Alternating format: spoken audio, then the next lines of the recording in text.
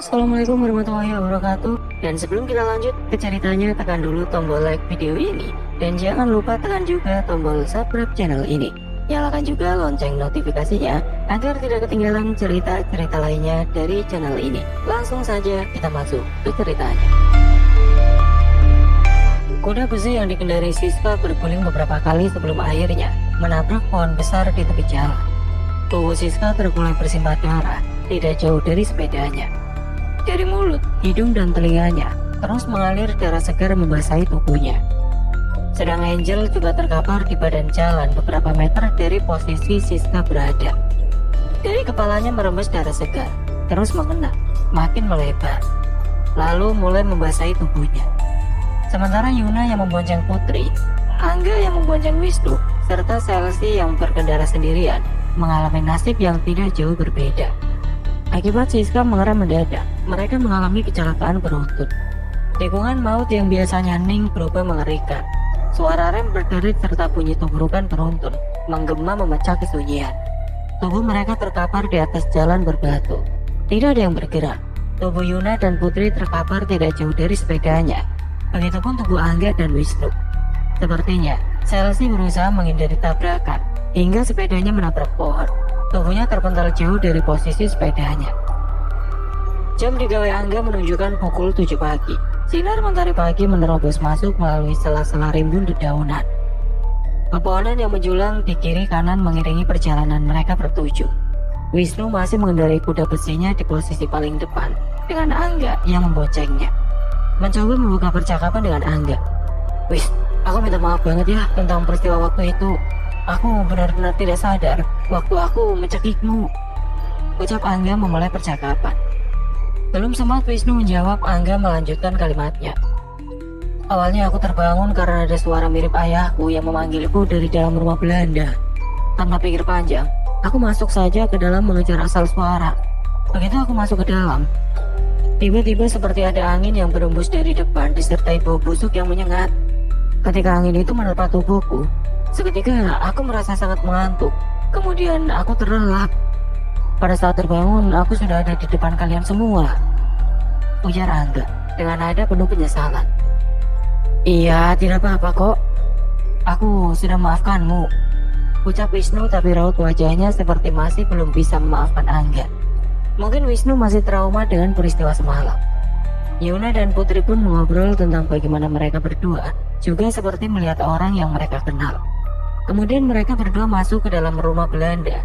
Kejadian yang menimpa mereka berdua selanjutnya sama persis seperti apa yang dialami Angga sebelum kesurupan. Tanpa terasa mereka sudah mengendarai kuda besi selama 2 jam. Selama itu pula, jalan yang mereka lewati semakin menanjak dan berkelok-kelok. Pohon di kanan kiri juga semakin besar. Suara-suara hewan seperti bernyanyi merdu bersautan mengiringi sepanjang perjalanan mereka bertuju. Udara pagi yang menyegarkan, pemandangan yang menakjubkan, membuat mereka seakan melupakan peristiwa mengerikan yang terjadi beberapa waktu lalu. Sepanjang perjalanan mereka melewati jalan yang memiliki tikungan tajam, kira-kira hampir 180 derajat. Hingga akhirnya mereka melewati tikungan panjang. Entah kenapa suasana di sekitar tiba-tiba berubah begitu hening. Kemana perginya suara-suara hewan yang sepanjang perjalanan selalu riuh terdengar? Batin Angga bertanya-tanya, namun tidak berani mengutarakan kepada Wisnu. Wisnu juga seperti belum ingin banyak mengobrol dengan Angga. Gas motor mendadak terasa sangat berat ketika mereka melintasi tikungan yang kesekian. Kuda besi mereka tiba-tiba perlahan melambat. Yuna, Putri, Siska, dan Angga terlihat tegang. Namun lagi-lagi mereka hanya diam tanpa berucap sepatah kata pun. Keempat muda-mudi itu memang sensitif dengan hal-hal di sekitar, terutama yang bersangkutan dengan hal tidak kasat mata. Angga mencium bau busuk bercampur bau amis darah yang menyengat. Begitupun Putri dan Yuna. Tiba-tiba Siska melihat tikungan berubah menyeramkan.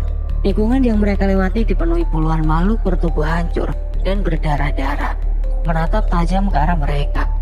Ada satu makhluk yang paling besar, berbadan ular berkepala manusia, bertaring, dan berlidah panjang. Mata merahnya melotot tajam ke arah mereka. Motor mereka lewat di depan ratusan makhluk tersebut dengan sangat pelan.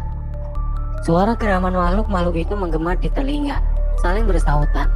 Keempat muda-mudi tersebut merinding, wajah mereka langsung berubah bias. Siska berusaha melafalkan doa-doa semampunya, tapi tidak ada satupun yang bisa ia selesaikan hingga akhir. Surat-surat pendek dan ayat kursi yang sudah dihafal di luar kepala tiba-tiba hilang entah kemana. "Permisi, kami hanya numpang lewat," ucap Yuna setengah berbisik. Yuna terus mengulang kalimat yang sama, seolah sedang bersikir. Putri menggigil memeluk Yuna. "Kasiun," perintah Putri ketakutan. "Sudah mentok ini," jawab Yuna sedikit emosi. "Tapi kenapa jalannya kayak keong ya, Yun?" "Kau lihat nggak, Yun, makhluk-makhluk mengerikan itu?" tanyanya kemudian. "Diamlah, Putri. Pejamkan matamu jika kau takut. Biarkan aku fokus menyetir." Alih-alih menjawab pertanyaan Putri, Yuna malah membentak Putri dan memintanya untuk diam.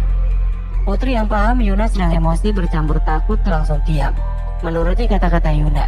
Memeluk Yuna semakin erat sambil memejamkan mata. Ia menggigil dalam diam.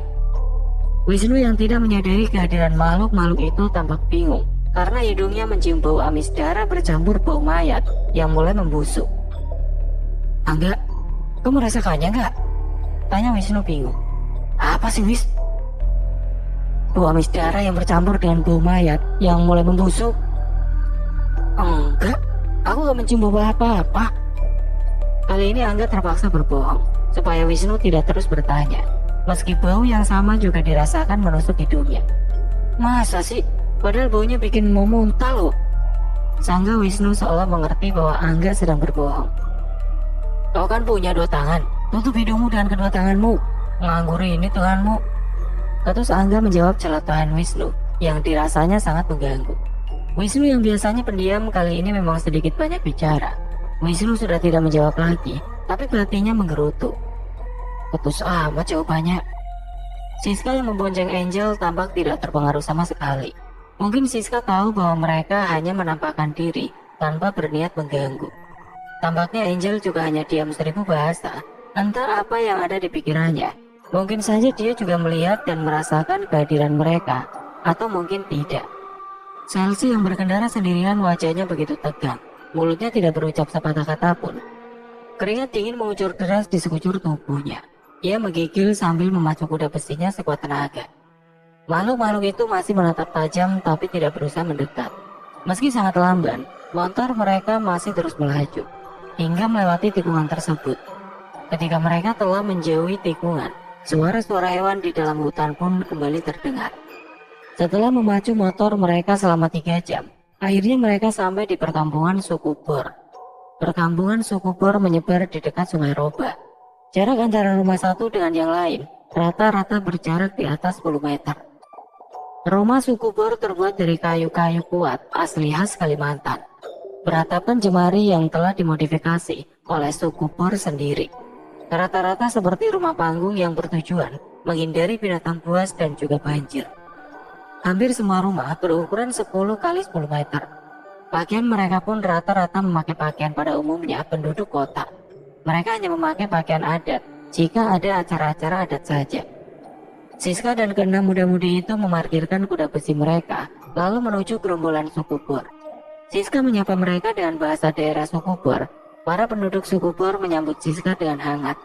Setelah berbicara lumayan lama dengan Siska, lalu mereka diantar ke tempat kepala suku oleh salah satu warga suku Bor yang bernama Pak Bulu.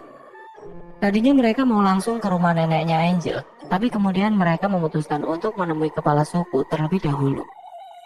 Tempat tinggal kepala suku besar dan luas. Mereka dipersilakan masuk rumah. Saat mereka masuk rumah, ketua suku sedang melakukan ritual doa. Berpakaian adat lengkap, berhiaskan bulu burung yang begitu indah, topi dan hampir semua sudut pakaiannya. Yuna paling antusias semenjak bertemu dengan ketua suku. Agak merinding melihat benda-benda di sekeliling tempat ritual. Senjata tradisional suku Bor yang terpajang di dekat tempat ritual, bentuknya bermacam-macam. Ada yang mirip tombak, ujungnya runcing mengkilat. Kemudian ada senjata yang mirip dengan badik, tetapi terdapat beberapa bagian yang berbeda. Juga terdapat beberapa senjata lain yang mirip dengan parang dan pedang. Selain senjata, ada juga aneka bunga yang ditaruh berserakan bersama dupa yang mengepul di altar pemujaan. Hewan-hewan yang telah diawetkan seperti kepala kijang, kepala burung gagak hitam berukuran besar, serta musang yang juga berukuran besar. Yuna, Putri, Angga, dan Siska samar-samar merasakan kehadiran makhluk yang berkekuatan besar menjaga area tersebut. Energi positifnya menguar begitu kuat. Pak Bulu, orang yang mengantar mereka ke rumah ketua suku, mempersilahkan mereka duduk di lantai kayu, beralaskan kulit sapi yang telah disulap, mirip karpet rumah yang indah. Beberapa saat kemudian kepala suku Bor sudah usai dengan ritualnya. Pak Bulu kemudian berbicara dengan kepala suku, menyampaikan bahwa mereka telah kedatangan tamu. Beberapa saat kemudian kepala suku mendekati Siska dan keenam muda-mudi dengan wajah ramah. Ketua suku memperkenalkan diri dengan nama Breki.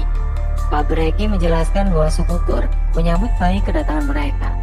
Ketua suku juga menyampaikan bahwa mereka bersetuju meski mematuhi semua peraturan. Peraturan itu diantaranya tidak boleh keluar sesudah hari gelap, kecuali jika ada acara adat atau ritual adat suku Bor.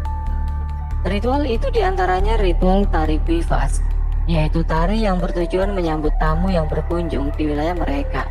Selain itu ada ritual tari perang dan ritual doa. Mereka bercengkrama selayaknya tuan rumah dan tamunya.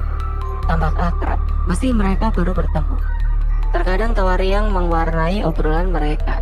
Beberapa gadis membawa makanan untuk disajikan kepada semua tamu. Kepala suku mempersilahkan mereka bertuju untuk menyantap hidangan. Hidangan berupa nasi, ikan asin, pucuk daun ubi dengan sayur mitik. Mari, silakan dinikmati hidangan ala kadarnya. Semua tamu tampak ragu untuk menyantap hidangan yang disajikan, karena suku Bor terkenal akan racunnya. Seolah bisa membaca pikiran tamunya, kepala suku kemudian tersenyum. Semua makanan yang disajikan halal dan aman, ucapnya meyakinkan. Ia pun mulai menyantap makanan tersebut. Tersipu Yuna yang pertama mulai ikut makan, kemudian diikuti oleh Siska, Angel, dan yang lainnya. Setelah selesai melahap hidangan, Yuna mengingatkan Siska bahwa mereka harus mencari orang Bunian untuk mengobati Angga dari gangguan hantu yang berasal dari rumah Belanda. Siska pun mengutarakan maksud kedatangan mereka kepada kepala suku. Kepala suku tampak berpikir sejenak sebelum menyetujui permintaan Siska. Siska menyampaikan bahwa niat kedatangan mereka hanya untuk berlibur dan menghabiskan waktu luang hingga liburan sekolah selesai. Siska juga menyampaikan bahwa Angel punya nenek, tepatnya saudara nenek Angel di desa Neo. Mereka bermaksud untuk tinggal di rumah sang nenek atau berkemah di sekitar rumah sang nenek. Nenek Angel bernama Nek Peti. Padahal mereka datang ke desa Neo bukan hanya ingin berlibur, karena tujuan utama mereka datang ke desa Neo ke kampung suku Bor karena ingin mengobati Angga, ingin menemui seseorang yang kabarnya bisa mengobati Angga. Sejak kejadian di rumah Belanda, Angga tidak pernah benar-benar sembuh. Kadang ia tiba-tiba histeris berteriak-teriak, lalu mengamuk kemudian pingsan. Ia juga pernah mencekik ayahnya. Beruntung sang ibu berhasil menyadarkannya. Sang ibu mengelus pipinya lembut, lalu menyanyikan lagu yang biasanya ibunya nyanyikan pada saat Angga kecil. Begitu mendengar suara ibunya mendendangkan lagu kesayangannya, ia membeku, lalu melepas cengkeraman tangannya sebelum akhirnya ia limbung tidak sadarkan diri. Kejadian itu terus berulang hingga akhirnya seseorang yang dapat dipercaya memberitahu ayah Angga bahwa hanya seseorang dari suku Bor yang bisa mengobati penyakit Angga. Beberapa saat kemudian Siska meminta izin untuk mencari rumah Nek Peti. Mereka berpamitan. Kepala suku memandang punggung Yuna, Putri, dan Angga dengan tatapan yang susah diartikan. Sekarang aku mengerti bagaimana kalian bisa melewati tipuan maut, ucapnya lirik, seolah sedang berbicara kepada diri sendiri. Tatapan kepala suku menerawang jauh, penuh kekhawatiran. Sepertinya kepala suku tahu maksud yang sesungguhnya. Kenapa Siska dan 6 muda-mudi lainnya datang ke desa Neo?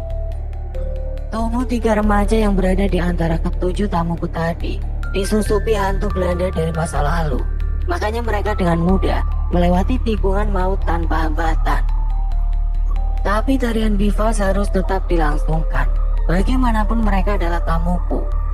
Batin kepala suku, sorot matanya masih menatap khawatir kepada para tamunya yang berjalan menjauh ditemani oleh Pak Bulog. salah satu orang kepercayaan kepala suku. Jangan-jangan mereka datang ke sini bukan hanya ingin berlibur.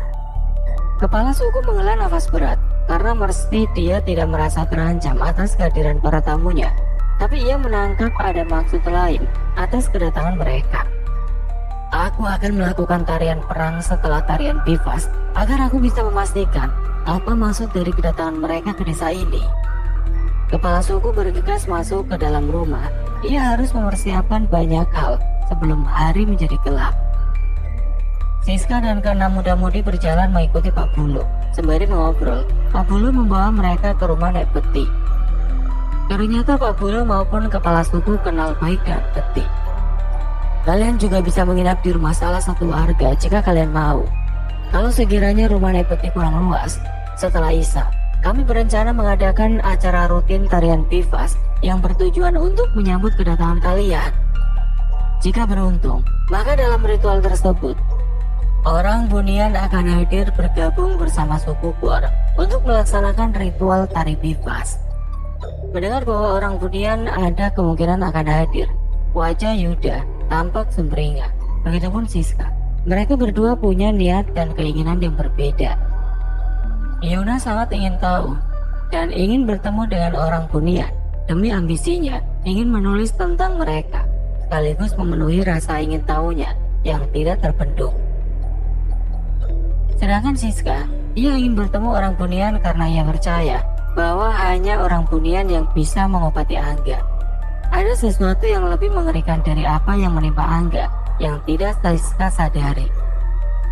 Bahkan keluarga anak-anak tersebut maupun mereka sendiri, bahwa sesungguhnya Yuna dan Putri juga punya penyakit yang sama seperti Angga. Tapi hantu Belanda yang ada di dalam tubuh Putri dan Yuna bersikap tenang karena mereka memang ingin datang ke desa Neo. Pada waktunya nanti mereka akan keluar dan mengacaukan semuanya. Pak Bulu, Siska dan ketujuh remaja itu, mereka telah sampai di rumah Nek Peti. Kedatangan mereka disambut hangat oleh Nek Peti. Apalagi Angel, memang sudah lama tidak bertemu dengan Nek Peti. Torsonya meramah kepada semua tamunya dan mempersilahkan mereka semua masuk dengan bahasa Indonesia yang lumayan fasih. Nek Peti juga bercerita bahwa dirinya sewaktu muda sering merantau ke kota untuk bekerja. Saya pamit undur diri dulu. Saya mesti menyiapkan berbagai hal untuk keperluan acara ritual tarian bivas. Ucap Pak Bulu berpamitan. Siska menawarkan diri untuk membantu, tetapi ditolak oleh Pak Bulu dengan halus. Istirahat dulu sampai sore, sebelum kalian bergabung dengan kami, ucapnya santun. Kemudian pamit kepada Nek Peti dan semua tamunya. Rumah Nek Peti cukup luas dan nyaman. Ada kandang babi, biawak, dan ayam di belakang rumah. Bangunan kandang terpisah dengan rumah induk dengan jarak cukup dekat dengan rumah induk. Untuk keperluan mandi dan mencuci pakaian, Nek Peti menggunakan sungai. Sedangkan air minum dan memasak, ada mata air dekat dengan sungai. Rumah Nek Peti dengan sungai kira-kira berjarak beberapa ratus meter saja. Saat waktu zuhur tiba, mereka pergi ke sungai untuk mandi dan berwudu. Sepanjang perjalanan menuju sungai, mereka bertemu beberapa penduduk suku Bor yang menyapa mereka dengan ramah. Salah satu di antara mereka bertanya. Kemudian Siska menjawab bahwa mereka akan pergi ke sungai untuk berwudu. Kemudian orang itu menyarankan untuk pergi ke mata air yang sangat bersih yang terletak tidak jauh dari sungai. Siska mengucapkan terima kasih kepada orang tersebut. Mereka kembali melanjutkan perjalanan ke arah mata air. Beberapa saat kemudian, mereka sampai di tempat tujuan. Wah, airnya benar-benar jernih banget ya. Sampai dasar mata air pun kelihatan jelas, ujar Putri yang langsung mengambil gayung berbahan dasar batok kelapa yang diberi gagang kayu yang tergeletak tidak jauh dari mata air. Pemandangan sungai dan sekitarnya pun tampak bagus dari sini, timbal Angel dengan mata berbinar. Tidak jauh dari mereka terlihat beberapa warga suku Bor yang sedang mencuci pakaian. Ada banyak anak kecil yang sedang bermain di sekitar sungai. Acara ritual tari bivas dilaksanakan di halaman depan rumah kepala suku.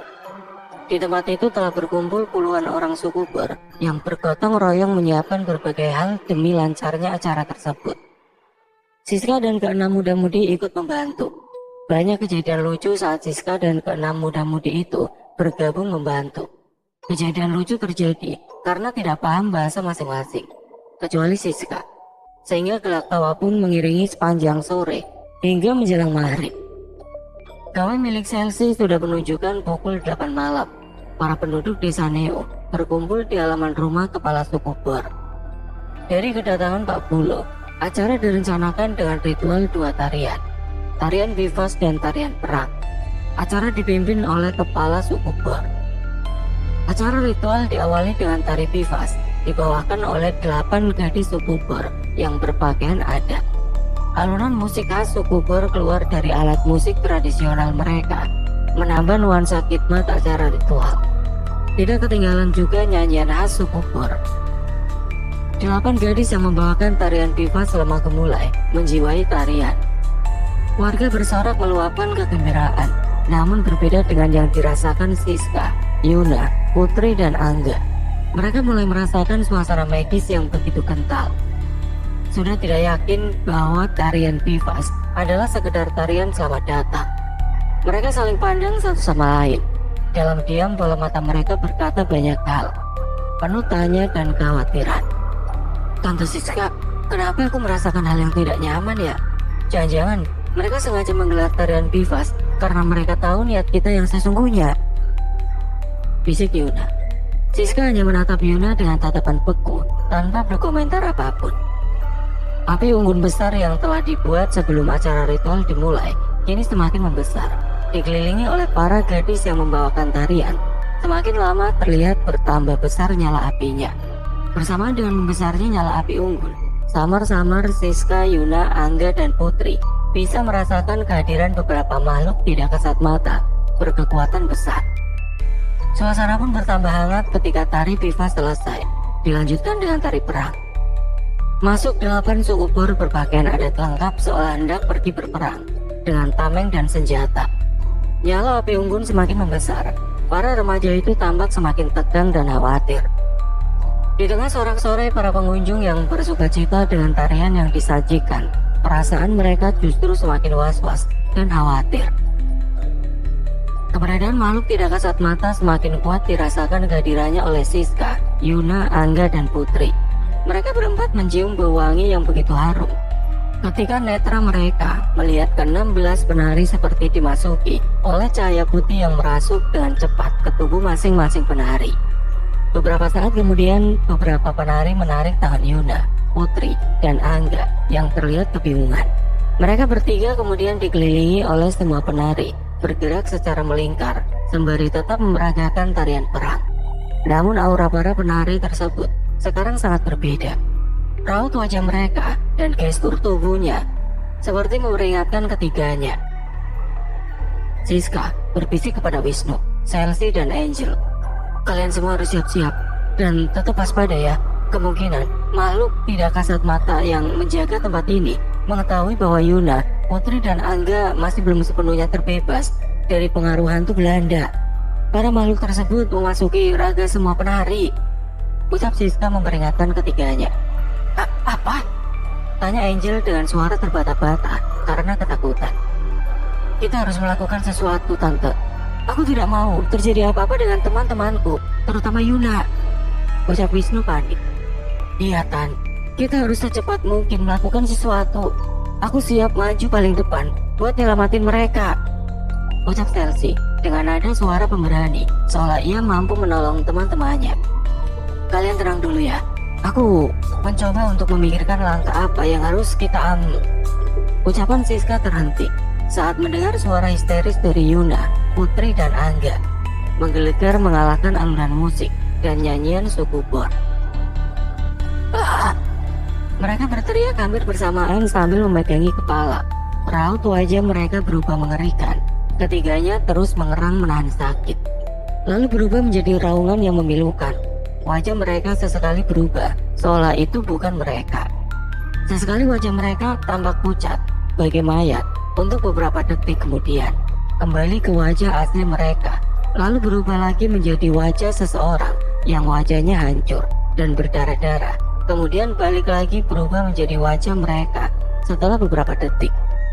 Seolah para hantu Belanda berusaha menunjukkan eksistensinya. Beberapa saat kemudian tiba-tiba Yuna, Putri, dan Angga berlari menerobos kerumunan. Ketiganya berlari ke arah yang berbeda. Orang-orang yang sedang berkerumun menonton tarian tentu saja tersentak untuk beberapa saat. Tapi kemudian beberapa penari mengejar mereka, mencoba menahan mereka bertiga. Orang-orang yang sedang menonton yang seolah sadar bahwa Yuna, Putri, dan Angga hendak melarikan diri, membantu para penari menahan mereka. Tapi sayangnya mereka gagal menahan Yuna, Putri, dan Angga. Tenaga ketiganya sungguh luar biasa, seolah bukan tenaga manusia.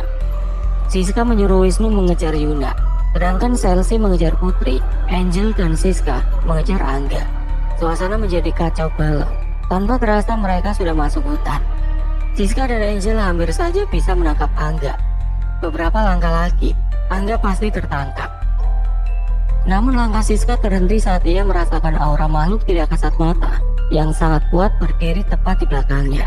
Ketika ia menoleh ke belakang, netranya membulat sempurna dengan tatapan ngeri, memindai dari ujung rambut hingga ujung kaki. Sesosok makhluk berdiri beberapa inci di hadapannya, dengan kedua kaki yang letaknya terbalik posisinya, dengan posisi kepalanya menghadap. Wajahnya tanpa garis di antara hidung dan mulutnya. Wajah dan kaki berdiri dengan posisi yang berlawanan. Siska langsung lemas. Kedua kakinya seolah tidak bertulang. "Oh, orang budian," ucapnya tergagap lalu terpelai pingsan. Sementara Angel yang bersamanya menatap linglung pada sosok tersebut. Bola mata Angel yang linglung justru membuat sosok itu menyeringai. Lalu, entah apa yang ada di dalam bola mata Angel. Setelah menatap mata Angel beberapa lama, sosok tersebut tiba-tiba bergerak menjauh.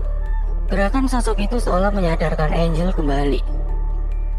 Geragapan Angel berjongkok berusaha menyadarkan Siska. Beberapa saat kemudian Siska terjaga. Saat terjaga, Siska tanpa henti melantunkan ayat-ayat suci. Mulutnya langsung ngedumel, bagai dukun yang sedang merapal mantra. Padahal sosok yang dipikirnya, orang bunian sudah tidak ada di sana. Angel terpaku menatap Siska, tidak berkedip. Beberapa detik kemudian Siska meraih pergelangan tangan Angel. Masih ketakutan, mereka kembali mengejar Angga. Angel terseok mengikuti Siska, langkahnya setengah diseret. Sementara matanya tiba-tiba tertuju ke satu arah. Tidak berkedip menatap ke satu arah tersebut. Mata Angel menatap ke arah sosok yang tadi membuat Siska pingsan. Sosok itu tersenyum ke arah Angel, tapi senyum itu membuat Angel ketakutan.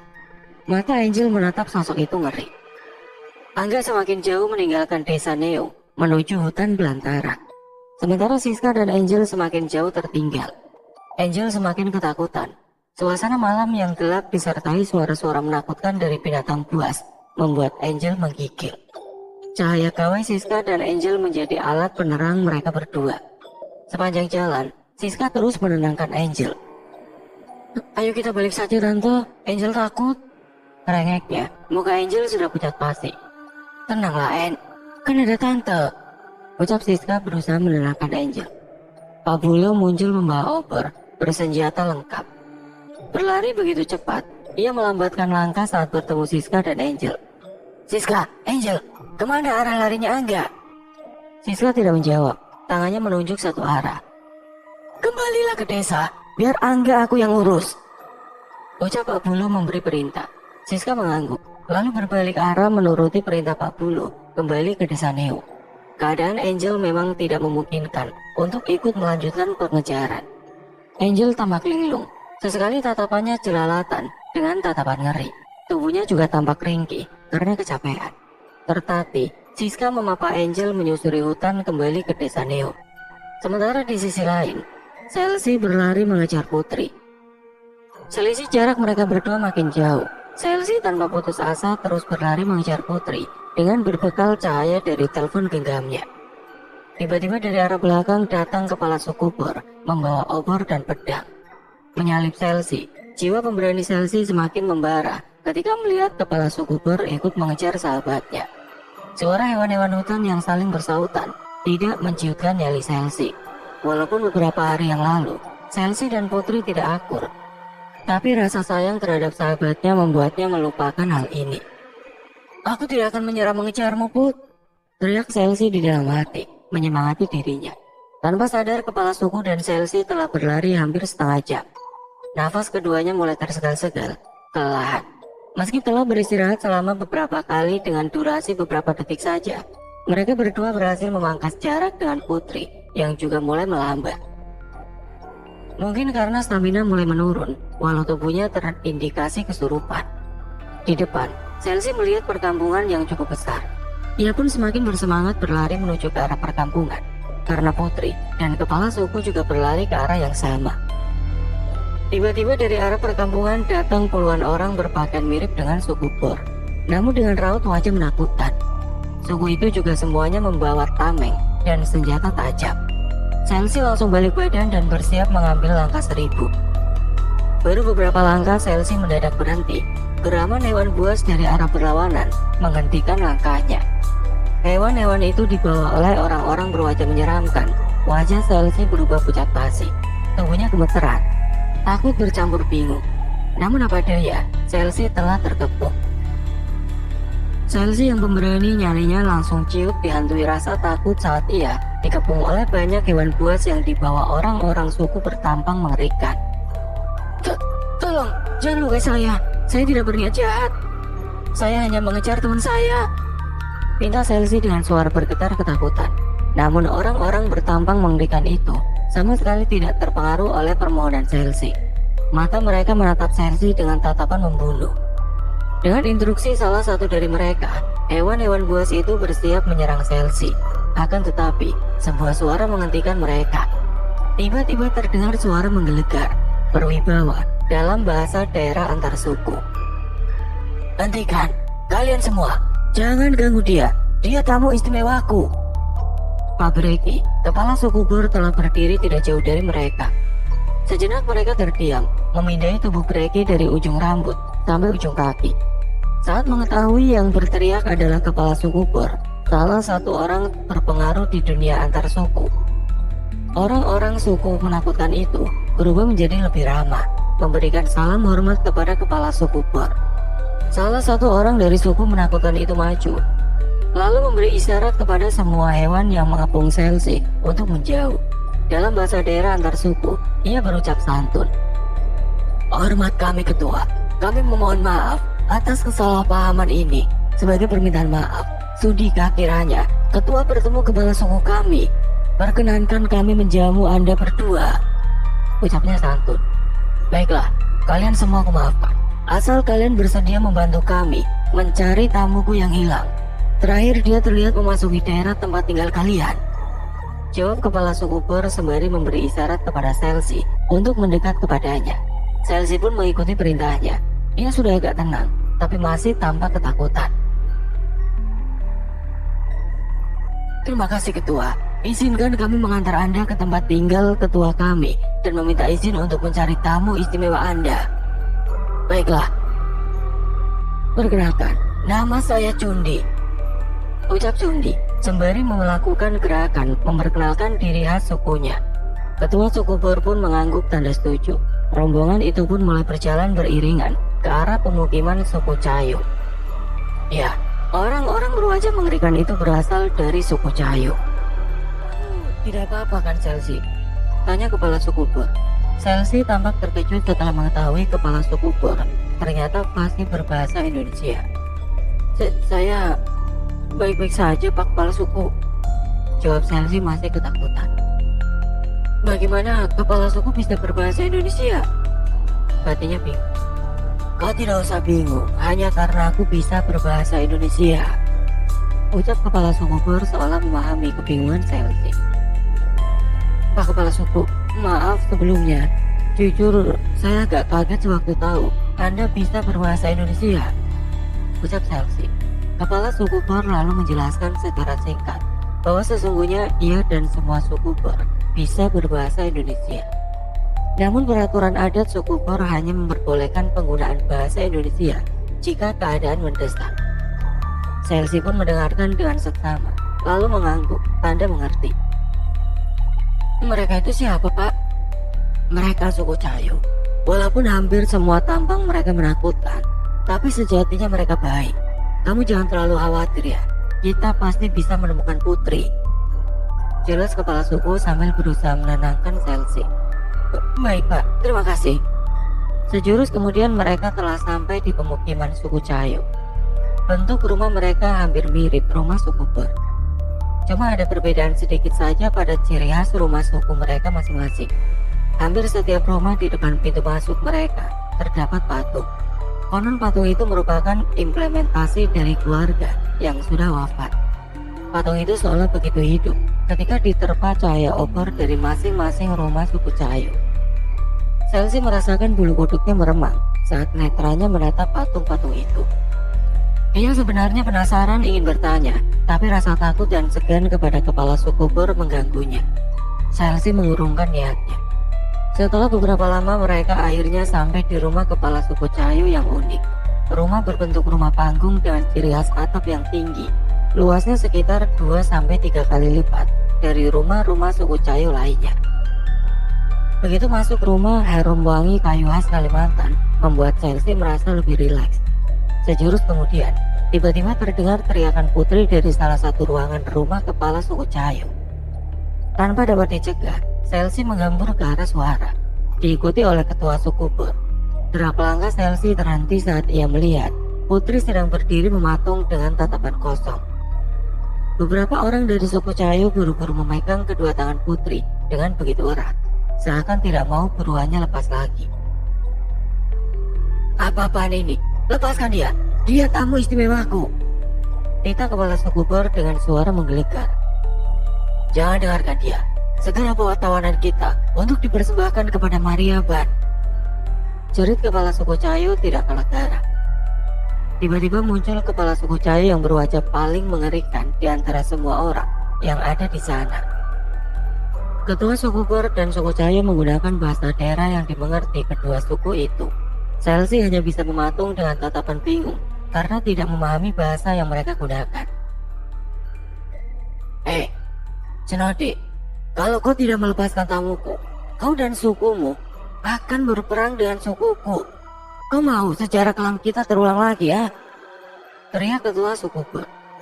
Amarahnya tidak dapat terbendung lagi. Meski dalam posisi yang tersudut, tetapi keberaniannya tidak luntur sedikit pun. Kepala suku Cayo terdiam sejenak, berusaha mencerna kata-kata ketua suku Ber. Pikirannya mencari jalan keluar terbaik. Ia tidak ingin kejadian kelam di masa lalu yang terulang lagi. Kejadian kelam yang menewaskan hampir semua penduduk suku Cayo. Setelah beberapa saat berpikir, akhirnya ketua suku Cayo berkata, "Oke, maaf, kami menangkap tamumu. Justru ingin agar kejadian kelam di masa lalu agar tidak terulang lagi." Ketua suku Ber terhenyak atas pernyataan Cenodi.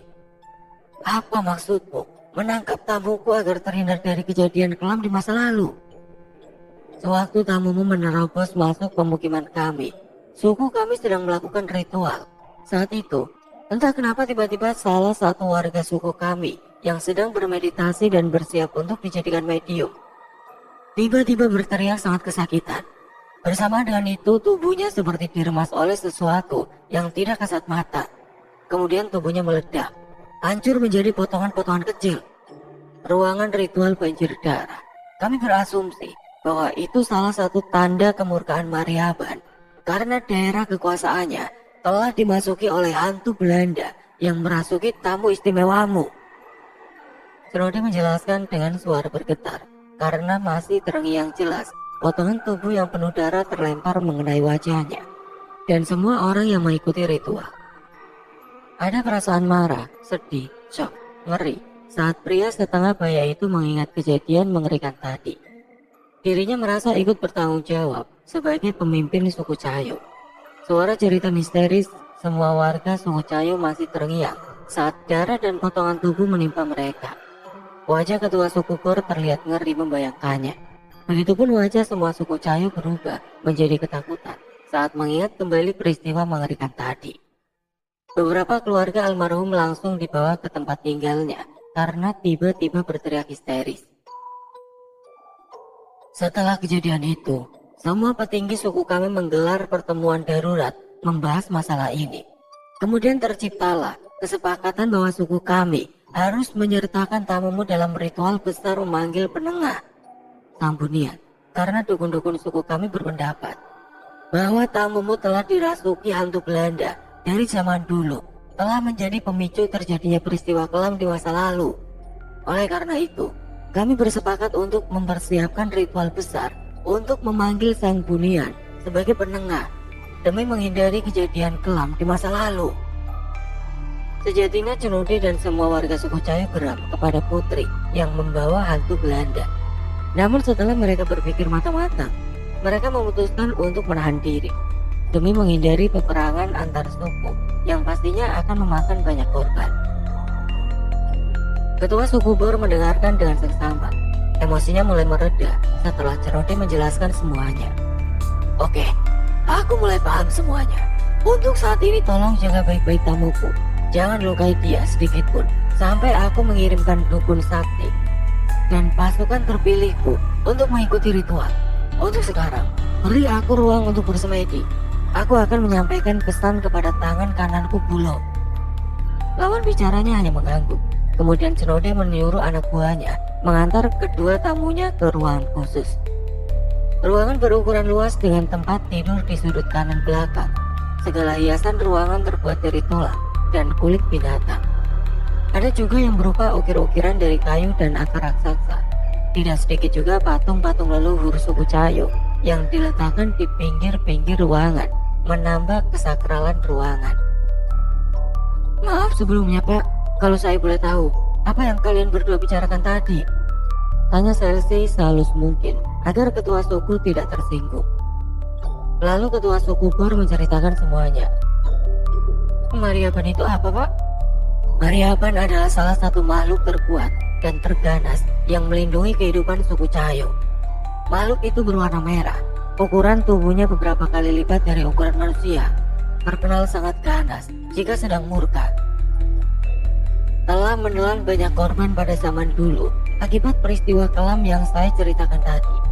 Seperti yang juga kau dengar tadi, warga suku Cayo ada yang sudah meregang nyawa dengan cara mengerikan akibat kemarahan Mariaban. Mariaban marah kenapa Pak? Kepala suku Bor yang bernama Breki itu terlihat ragu-ragu untuk menceritakan hal ini lebih jauh. Tapi sekarang keadaan genting. Kemungkinan Mariaban marah karena wilayah pemukiman suku Cayo yang merupakan daerah kekuasaannya dimasuki oleh hantu Belanda kuno yang merasuki tubuh temanmu. Hantu itu pernah berkonflik besar di masa lalu dengan Mariaban. Ucap Breki diiringi helaan nafas panjang. Terima kasih Pak, sudah berkenan menceritakan kepada saya. Lantas, langkah kita selanjutnya bagaimana Pak? Tanya Selsi dengan wajah khawatir. Saya akan mencoba menghubungi Bulo dengan ilmu kebatinan. Oleh sebab itu, saya minta tolong pada Nak Selsi buat mengawasi keadaan sekitar. Sekiranya ada keadaan mendesak, jangan segan menepuk tangan saya. Tita pria berkulit sawo matang itu berwibawa. Baik Pak. Breki pun mulai bersila. Kedua telapak tangan saling beradu di depan dada, sedangkan kedua mata tertutup rapat. Beberapa lama kemudian kedua mata Breki terbuka. Wajahnya terlihat khawatir akan sesuatu. Selsi yang menyadari akan hal itu pun bertanya. Maaf Pak, wajah Bapak terlihat begitu khawatir. Kalau boleh tahu apa yang terjadi? Keadaan semakin tidak terkendali. Bulo sudah bertemu dengan Ranam yang murka setelah bertemu dengan hantu Belanda yang merasuki Angga. Ini benar-benar kacau. Saya khawatir kejadian mengerikan di masa lalu bisa terulang kembali. Selsi tampak syok mendengar keterangan Pak Breki.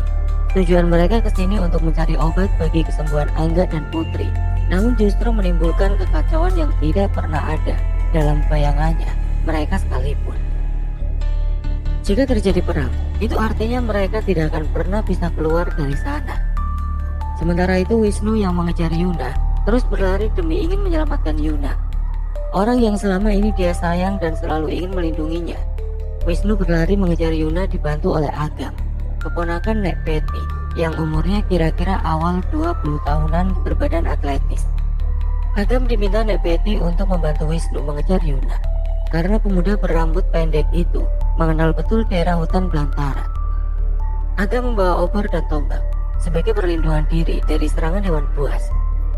Hampir 40 menit mereka berdua mengejar Yuna. Sepanjang perjalanan mereka berdua menemui berbagai macam rintangan. Hewan hutan yang cukup berbahaya seperti ular berbisa, Namun Agam memang piawai dalam menangani masalah di belantara.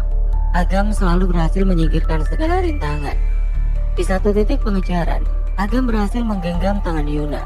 Yuna terus merontak, berusaha melepaskan diri, namun Agam berhasil mengunci mati tubuh Yuna. Agam yang mempunyai ilmu warisan dari keluarga berusaha mengobati Yuna. Kedua tangan Agam memegang dahi, kepala belakang, terus turun ke leher belakang, punggung belakang, sampai ke arah pinggang belakang. Sembari mulutnya komat kamit membaca mantra pengusiran. Bau busuk yang menyengat masuk ke hidung mereka saat tubuh Yuna terlihat menghentak seperti mengeluarkan sesuatu yang tidak kasat mata. Agam menyaksikan seorang noni Belanda keluar dari tubuh Yuna, lalu berdiri tidak jauh dari Yuna. Sepertinya dia memang enggan pergi. Batin Agam. Beberapa saat kemudian Yuna perlahan sadar, masih dalam kondisi lemas, tatapannya masih linglung. Kita di mana, Wis? Kok kita seperti berada di hutan? Teman-teman kita di mana? Tanya Yuna bertubi-tubi. Terang dulu ya, Yun. Kita memang di hutan. Tapi kamu gak usah khawatir. Ada aku dan Agam kok yang jagain kamu. Yang penting, kamu sekarang aman. Nanti aku jelaskan semuanya. Jawab Wisnu sembari menyerahkan botol minum kepada Yuna. Kamu minum dulu ya. Terus istirahat sebentar. Setelah itu kita kembali ke perkampungan. Yuna hanya mengangguk menuruti ucapan Wisnu. Oh ya Yun, kenalin. Ini Agam, keponakan Betty. Agam ini yang menyelamatkanmu. Terang Wisnu kepada Yuna. Agam hanya tersenyum. Menyelamatkanku? Emang aku kenapa, Wis? Tanya Yuna bingung. Apa yang gue bisa ingat, Yun? Alih-alih menjawab pertanyaan Yuna, Wisnu malah balik bertanya. Yang terakhir aku ingat, aku sedang berada di tengah-tengah para penari perang. Kemudian kepalaku mendadak pusing dan ingin pergi jauh dari situ. Aku berlari menjauh dari area ritual, berlari sejauh mungkin karena suara musik dan nyanyian mereka membuat kepalaku semakin sakit. Sakit kepalaku semakin menjadi sampai kemudian semua terasa gelap. Saat tersadar, aku sudah berada di sini bersamamu, Wis. Panjang lebar Yuna menjelaskan. Suaranya bergetar ketika berbicara, terdengar masih sangat lemah. Udah Yun, kamu jangan mikir apa-apa. Yang penting, sekarang kamu aman. Sekali lagi Wisnu berusaha menenangkan Yuna yang masih terlihat bingung. Setelah beberapa lama mereka beristirahat sambil sesekali minum dari botol milik Wisnu, ia pun menawarkan minuman kepada Agam dengan bahasa isyarat. Tidak usah, terima kasih, jawab Agam, yang membuat Wisnu dan Yuna terkejut karena Agam yang dari suku Bor bisa berbahasa Indonesia. Loh, Agam bisa berbahasa dalam bahasa Indonesia ya? Kirain suku Bor tidak ada yang bisa bahasa Indonesia. Tanya Wisnu kepada Agam. Saya minta maaf sebelumnya kepada kalian. Suku kami sebenarnya bisa berbicara menggunakan bahasa Indonesia dan bahasa Melayu dengan baik. Namun kami semua warga suku Bor dilarang menggunakan bahasa Indonesia kecuali dalam situasi darurat saja. Ucap Agam menjelaskan. Tidak usah minta maaf, justru kami senang karena kami bisa dengan lebih mudah berkomunikasi denganmu. Ucap Wisnu diiringi senyum ramah.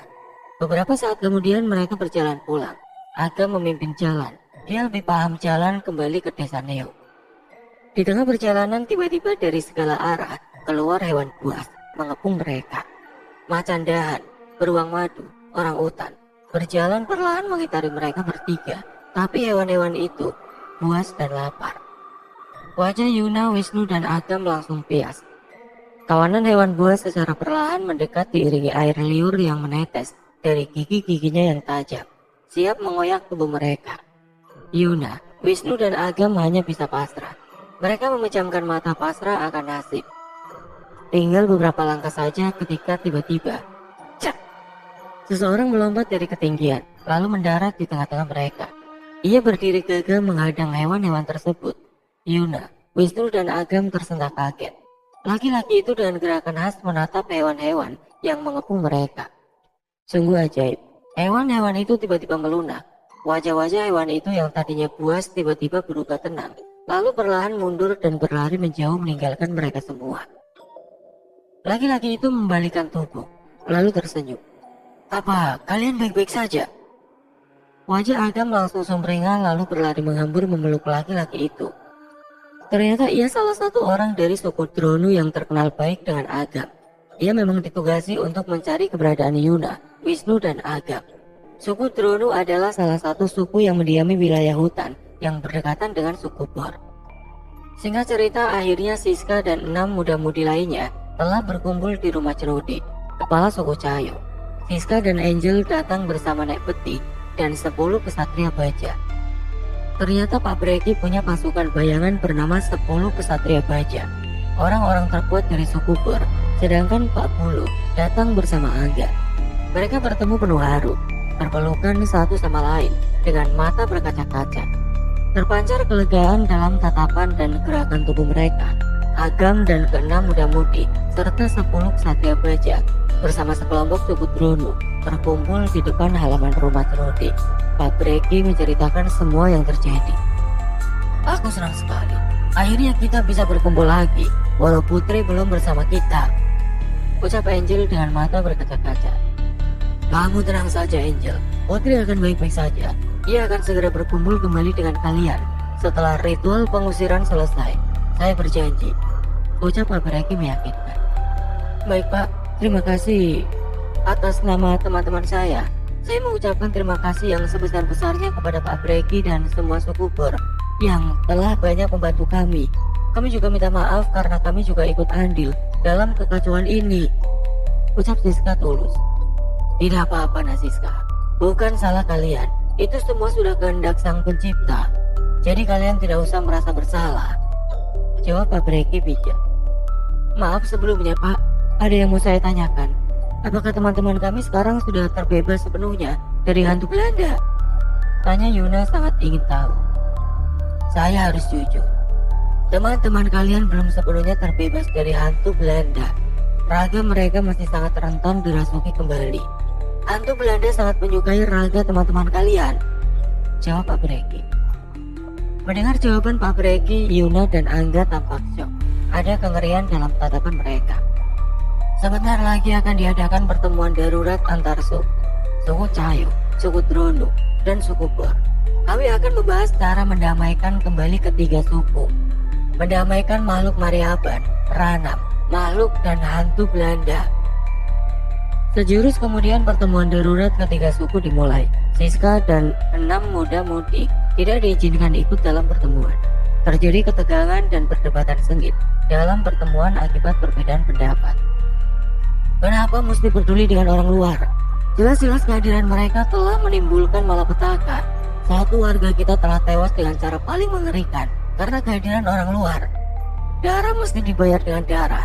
Habisi saja mereka, ucap salah satu warga suku Cahayu berapi-api.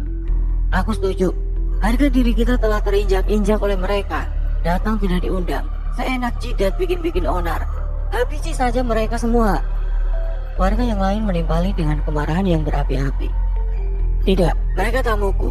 Mereka berada di bawah perlindunganku. Aku tidak mau nama suku kami tercemar di dunia luar.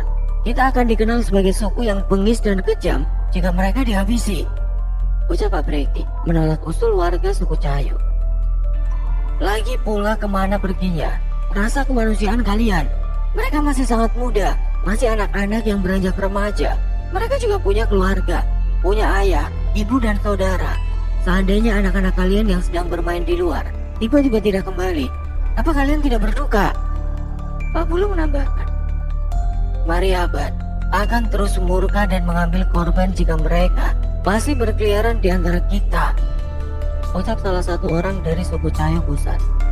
Kami tidak bisa membayangkan jika mesti jatuh korban berikutnya, sedang kejadian mengerikan yang terjadi sebelumnya masih terus mengganggu pikiran kami. Seperti sebuah adegan yang terus diputar ulang, menggerogoti kewarasan kami. Teriak laki-laki yang sama semakin gusar. Suasana makin panas, mereka saling teriak, kekeh dengan pendapat masing-masing. Mulai saling dorong demi mempertahankan pendapat dan pendirian. Kepala suku berusaha menenangkan warganya, tapi tidak digubris karena memang suasana sudah terlanjur panas. Brak! Nek Peti tiba-tiba menghantam meja dengan senjatanya. Meja terbelah menjadi dua. Semua orang langsung terdiam. Fokus mereka teralih kepada Nek Peti. Tidak menyangka bahwa Nek Peti masih sekuat dulu, padahal sudah tua. Ruangan menjadi begitu hening. Bahkan jika ada jarum yang jatuh di ruangan itu, maka akan terdengar nyaring. Bagaimana kalau kita membuka portal dan meminta tolong kepada orang bunian? Ucap Nek Peti beberapa saat kemudian. Ucapan Nek Peti terdengar bagai petir yang menyambar. Seisi ruangan tidak ada yang berani berkomentar, justru berbisik satu sama lain. Ruangan kembali bising oleh suara mereka bagai suara lebah, gemeruang, tidak jelas. Bukankah sangat berbahaya membuka portal itu? Tiba-tiba Pak Breki bersuara. Benar, memang sangat beresiko. Tapi apa kita punya pilihan lain selain membinasakan anak-anak itu? Jawab Nek Peti. Membinasakan anak-anak ini apa menjamin bahwa hantu Belanda akan pergi? Bagaimana jika justru berpindah merasuki orang lain? Lalu berapa banyak orang yang akan kita bunuh? Pak Bulu mengutarakan pendapatnya. Orang-orang tampak menatap ngeri pada Pak Bulu. Bagaimanapun apa yang dikatakan Pak Bulu benar. Perdebatan terus berlangsung. Begitu sulit untuk menemukan titik temu. Suku Cayo yang merasa paling dirugikan terus kekeh dengan pendiriannya. Membinasakan anak-anak adalah solusi terbaik. Menurut mereka, meminta tolong kepada orang bunian sangat beresiko. Bisa saja mereka tidak bisa kembali dan selamanya akan tinggal di sana. Sementara suku Kor juga kekeh mau melindungi tamunya, sedangkan orang-orang suku Drono yang menyadari permusuhan di masa lalu tidak ingin berpihak kepada siapapun. Intinya mereka punya keinginan yang sama agar hantu Belanda diusir dari tanah mereka. Setelah beberapa jam pertemuan darurat tidak menghasilkan kesepakatan, begitu sulit mencari titik temu. Masing-masing pihak kekeh dengan pendapatnya. Argumen dan pemikiran yang dikemukakan juga sangat masuk akal. Mereka tidak bisa gegabah mengambil keputusan karena menyangkut nyawa banyak orang. Akhirnya para kepala suku sepakat untuk istirahat, menunda pertemuan dan menjadwalkan ulang di hari berikutnya. Mereka tidak ingin mengambil keputusan yang salah dan membahayakan semua orang.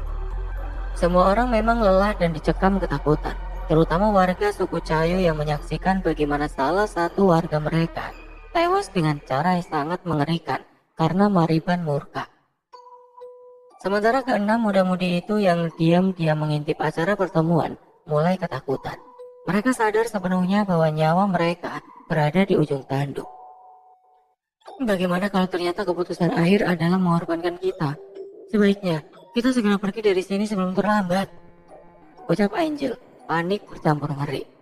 Tenang Angel, kau kan lihat sendiri betapa giginya Pak Breki, Pak Bulu dan Nek Peti membela kita, ucap Siska berusaha menenangkan Angel. Kau pikir kenapa Pak Breki memerintahkan 10 ksatria baja untuk datang ke sini? Tanya Wisnu menambahkan. Tentu saja untuk melindungi kita dan membebaskan Putri, jawab Angel. Lah, itu kamu tahu? Iya, tapi kau dengar sendiri kan bagaimana mereka begitu sulit menemukan titik temu. Angel masih kekeh. Iya, kami tahu. Tapi bagaimana nasib Putri jika kita pergi dari sini? Timbal Siska mewakili teman-temannya. Kita bawa Putri bersama kita, jawab Angel ringan. Hah?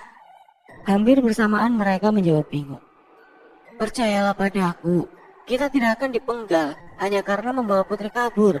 Tapi kita akan dipenggal jika mereka tidak menemukan titik temu, jawab Angel begitu yakin. Semua menatap Angel penuh keraguan, bercampur bingung. Angel yang mereka kenal paling penakut, tiba-tiba punya ide gila yang berisiko fatal. Dipenggal jika ketahuan. Mereka semakin tercengang saat Angel berdiri, lalu dengan isyarat mengajak teman-temannya untuk mengikutinya. Angel kemudian berbisik di telinga Siska. Netra Siska membulat sempurna. Kalau tertangkap, kita semua akan dipenggal, ucap Siska tegas. Tanpa mempedulikan ucapan Siska, Angel terus berjalan meninggalkan teman-temannya. Tidak urung Siska mengikutinya. Bagaimanapun dia bertanggung jawab penuh atas keselamatan Angel. Melihat Siska mengekor di belakang Angel, Wisnu dan yang lain pun ikut menyusul Angel dan Siska. Mereka mengendap-endap menuju tempat di mana Putri disekap. Dugaanku benar, Putri tidak dijaga karena mereka fokus berunding, batin Angel. Dengan cepat Angel membebaskan Putri. Putri tampak lemah, wajahnya sumringah begitu melihat Angel. Angel memberi isyarat kepada Putri dengan meletakkan jari telunjuknya di depan bibir. Putri hanya mengangguk, matanya berbinar penuh harap. Begitu ikatan di tubuhnya dilepaskan, kaki Putri ngelimpruk seolah tidak bertulang. Pada saat yang bersamaan Siska datang. Keduanya memapa Putri lalu mereka bergegas meninggalkan tempat itu. Teman-temannya pun mengekor di belakang mereka mengendap-endap meninggalkan pemukiman suku Cahayu. Mereka bergerak ke situ tengah berlari. Rupanya meski Angel terlihat bodoh dan paling lemah di antara teman-temannya, ia telah menandai setiap jalan yang ia lalui saat ia datang ke tempat suku Cahayu bersama Nek Beti. Hingga mereka dengan mudah sampai ke desa Neo. Mereka langsung menuju rumah Nek Beti dan langsung bergegas menghidupkan motor, lalu meninggalkan rumah Nek Beti tanpa hambatan. Bahkan mereka tidak memperdulikan barang-barang mereka yang ada di rumah Nek Beti. Setelah berkendara beberapa lama, mereka akhirnya keluar dari desa Neo. Cahaya hangat mentari mengiringi perjalanan pulang ke 7 remaja itu. Perasaan lega terpancar pada wajah-wajah lelah mereka. Mereka seperti masih tidak percaya, akhirnya mereka bisa pulang dengan selamat. Kuda besi yang mereka kendarai melaju perlahan meninggalkan desa Neo. Cahaya hangat mentari mengiringi perjalanan pulang ke 7 remaja itu. Perasaan lega terpancar pada wajah-wajah lelah mereka. Mereka seperti masih tidak percaya. Akhirnya mereka bisa pulang dengan selamat. Kuda besi yang mereka kendarai melaju bagai anak panah meninggalkan desa Neo. Dari tempat yang tidak terlihat, seseorang pemuda meloncat dari satu pohon ke pohon lainnya, mengikuti kemanapun kuda besi yang ditumpangi Siska dan Angel serta teman-temannya bergerak. Anak-anak itu ternyata belum lepas dari maut, karena mereka masih harus berhadapan dengan makhluk penghuni tikungan maut. Sayangnya, mereka tidak menyadari hal ini. Batin pemuda itu, sorot matanya menatap anak-anak itu penuh kekhawatiran. 3 jam kemudian, jalan yang mereka lewati semakin menurun dan berkelok-kelok. Suara-suara hewan seperti bernyanyi merdu, bersautan. Mengiringi sepanjang perjalanan mereka bertuju, mereka telah mendekati tikungan maut. Tidak seperti saat berangkat, mereka mendapat pertanda, yaitu suasana yang tiba-tiba hening. Kuda besi yang tiba-tiba melambat. Kali ini, kuda besi mereka melaju dengan sangat kencang. Hingga tepat di tikungan maut, Siska yang berada paling depan mengerem sepedanya secara mendadak. Entah apa yang membuat Siska melakukan hal itu. Kuda besi yang dikendarai Siska berguling beberapa kali sebelum akhirnya Siska terkulai bersimbah darah tidak jauh dari sepedanya. Dari mulut, hidung, dan telinganya terus mengalir darah segar membasahi tubuhnya. Sedang Angel juga terkapar di badan jalan beberapa meter dari posisi Siska berada. Dari kepalanya merembes darah segar terus mengenang, makin lebar, lalu mulai membasahi tubuhnya. Sementara Yuna yang membonceng Putri, Angga yang membonceng Wisnu, serta Chelsea yang berkendara sendirian mengalami nasib yang tidak jauh berbeda. Akibat Siska mengerem secara mendadak, mereka mengalami kecelakaan beruntun.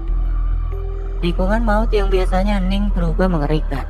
Suara rem berderit serta bunyi tubrukan beruntun menggema memecah kesunyian. Tubuh mereka terkapar di atas jalan berbatu. Tidak ada yang bergerak. Tubuh Yuna dan Putri terkapar tidak jauh dari sepedanya. Begitupun tubuh Angga dan Wisnu. Sepertinya Chelsea berusaha menghindari tabrakan hingga sepedanya menabrak pohon. Tubuhnya terpental jauh dari posisi sepedanya. Seorang pemuda yang tadi meloncat dari satu pohon ke pohon lainnya sampai di tempat itu sesaat setelah terjadi kecelakaan. Mestinya aku bisa memperingatkan mereka, ucapnya menyesali keadaan. Matanya menatap ngeri pemandangan di hadapannya, lalu melangkah lunglai mendekati setiap tubuh mereka yang hampir semuanya bersimpah darah. Lalu memeriksa satu persatu urat nadi para korban. Saat sampai pada tubuh Siska, ia memeluknya dan menangis sejadi-jadinya. Ia meraung-raung, suara tangisnya menggema memenuhi area tempat itu menyayat hati. Handphone milik Siska tiba-tiba berderi, menyadarkan pemuda itu dari tangisnya. Gemeteran ia merobos saku baju Siska dan mengambil benda pipi itu. Lalu, halo? Baik, tunggu sebentar. Kemudian meletakkan handphone di tangan Siska. Handphone itu terkulai jatuh ke tanah. Bangun Siska, jangan diam saja. Kakakmu ingin bicara denganmu. Ia terus menggoncang tubuh Siska, linglung. Sementara sambungan panggilan masih belum terputus. Dari seberang sayup-sayup terdengar, halo, halo, halo. Lalu sambungan terputus. Oke teman-teman, sekian untuk kisah kali ini. Bagaimana menurut kalian tentang kisah ini? Tulis komentar kalian di kolom komentar. Dan buat teman-teman yang baru bergabung, jangan lupa untuk like, komen, share, serta subscribe channel ini. dan nantikan kisah-kisah horor berikutnya. Wassalamualaikum warahmatullahi wabarakatuh.